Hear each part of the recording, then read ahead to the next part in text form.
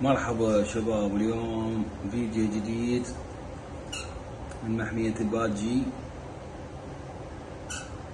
نصور لكم طيورنا الحلوات. هذا زوج كوكتيل، وهذا الزوج الثاني. هذا الزوج الثاني استوى زوج جديد، استوهم بدن يتزاوجن، صار لهم يومين.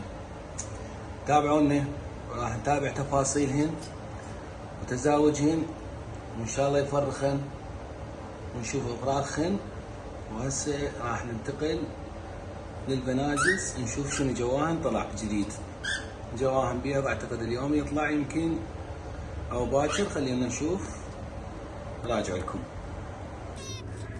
خلينا نشوف هاي الوجبة.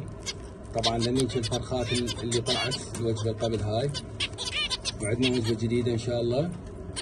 بس دعمكم حتى نستمر. عندنا محمية جديدة ان شاء الله راح نسويها بالايام الجاية. تابعونا وراح تعرفون كل شيء عن الطيور، كل شيء يخص الطيور. خلينا نشوف الفرخات والله طالعات لو ما طالعات. هاي الافراخ وعدهن ما طالعات، احتمال باكر او عقبه يطلعن، احتمال هاي اليومين. هاي وجبة جديدة ان شاء الله. تابعونا وراح تعرفون كل التفاصيل. طبعا شوف هذا فرخ من القديمات داخل العيش. ما ادري شنو جاي يسوي.